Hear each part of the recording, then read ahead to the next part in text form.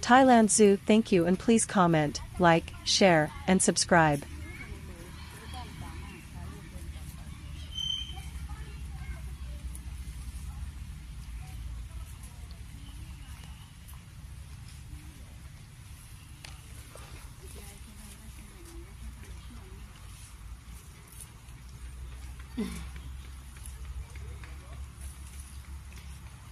ไม่ใช่คนไทยใช่หรอ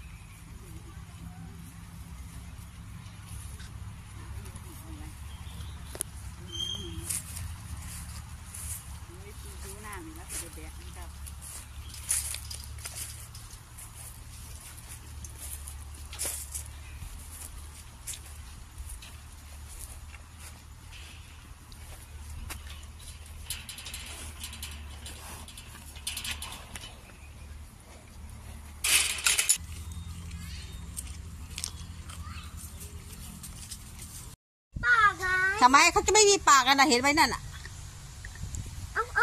เธอก็พูดบ้าไปไม่มีปากทำแบบนี้ทำไมนะยังไงเขามองอยู่เลยเขามองอยู่นั่นน่ะต้องบังดูเอาจะกินไหมอย่าเข้าไปใกล้นะจะกินไหมออกตัวทั้งลิงทั้งนี่แหละก็มาแล้ว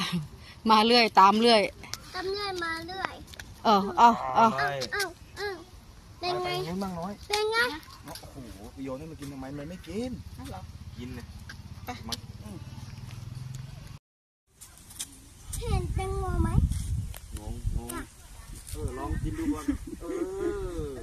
อะไรวะเขาค่อยๆก้าวนะแค่แตงโมอร่อยจังโอ้ยกัดชั่วจริงว่ะอร่อยไหมมาอีกตัวแล้วเร็วลงมาอีกตัวแล้วมันอยู่กับมะขามเทศได้ลงเร็วอ่ะให้ต้นไม้เร็วอ่ะอยู่กับอะไรต้นไม้ตัวไง3 ตัวเหรอใช่นั่งเร็วอ่ะ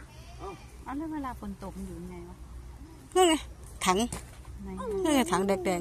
ๆโอ้ยนั่นคือกันฝนเหรอป๊า